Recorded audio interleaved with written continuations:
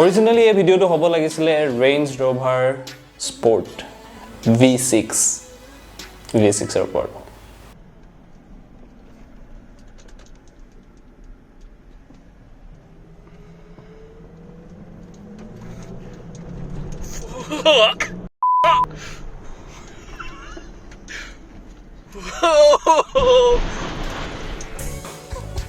মানে কি ৰেঞ্জ ৰভাৰ স্পৰ্টৰ ওপৰত বনোৱা কথা আছিল কিন্তু কেছটো কি হ'ল প্ল্যানিংটো কেনসেল হৈ থাকিলে তো হেতু কাৰণে ভাবিলো লাষ্ট সপ্তাহৰ যেটো ভিডিওটো আছিল হেতু বেলেগ এটা এখন গাড়ীৰ ওপৰত আছিল মজা ৰিভিউ এটা ওপৰত কিন্তু হেতু কেনসেল হৈ থাকিলে তো কন্টিনিউয়াসলি দুটা সপ্তাহ মিস কৰি দিব নোৱাৰো হেতু কাৰণে আজি এই ভিডিওটো বনাম এই ভিডিওটো এই দুটা বস্তুতকৈ বেছি ইম্পৰ্টেন্ট ফৰ সাম অসমীয়া লৰা আমাৰ কিছুমান অসমীয়া লৰাৰ কাৰণে হেতু বস্তু হৈছে যে ভাত মানে ভাদ মাহত বিশেষকৈ বেছি এটো ইম্পৰ্টেন্ট এটো হৈছে যে সূৰ্যা কেনেকৈ পিন্ধিব লাগে তো এই ভিডিওটোত মই শিকাম যে সূৰ্যা কেনেকৈ পিন্ধিব লাগে in simple 4 steps let's get started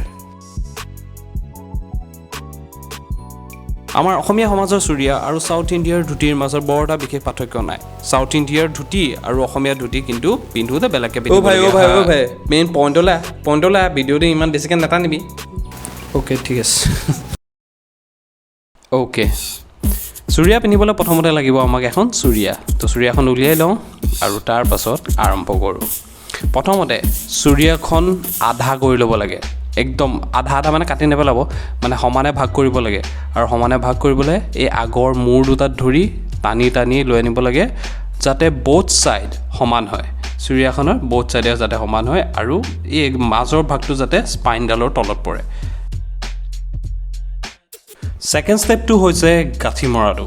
গাঁঠিটো জুখতকে অলপমান বেছি টাইটকে মাৰিব লাগে কাৰণ পাছলে ঢিলা হৈ যায় গাঁঠি সবৰ নিজৰ পেটৰ ষ্টাইলত যাৰ যিমান ডাঙৰ পেট সিমান ডাঙৰ গাঁঠি এটো নিজৰ দেই ৰাইজ 3 নম্বৰ ষ্টেপটো বহুত ইম্পৰ্টেন্ট কাৰণ এই ষ্টেপটোৱে আপোনাৰ মেইন সম্পত্তিজনৰ ইজ্জত ৰক্ষা কৰে নহলে কোট কেতিয়া ভুমুকিয়াই দিয়ে ঠিক নাই ওকে লেটস ষ্টাৰ্ট তাৰ কাৰণে তল সাইডৰ পৰা কাপোৰখন দুফালে ধৰি টানি আনি আগফালে এনেকৈ ভৰাই দিব লাগিব আৰু হৈ গ'ল আপোনাৰ পোন তল পোন মাৰ খালে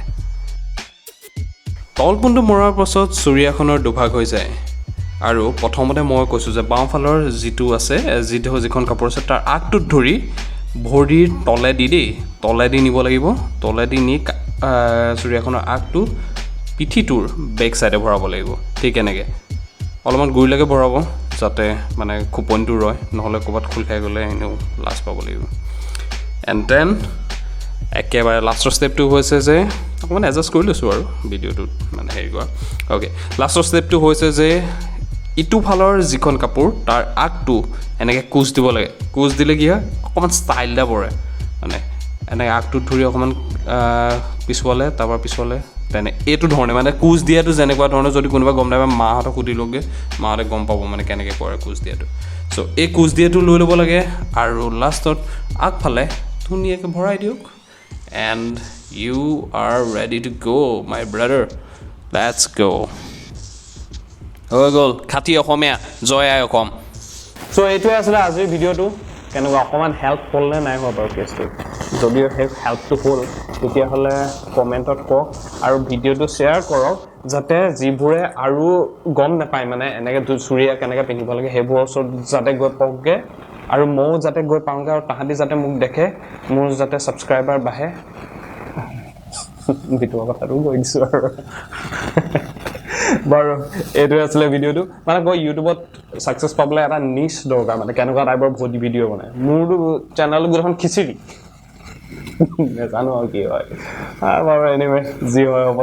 দেখা যাব বাই দ্য ৱে মোৰ নামটো পলাশ প্ৰিয়াঞ্চু দত্ত মোৰ ঘৰ Sivasagar and welcome to my YouTube channel take care চবে ভালে থাকিব আৰু দেই বাই বাই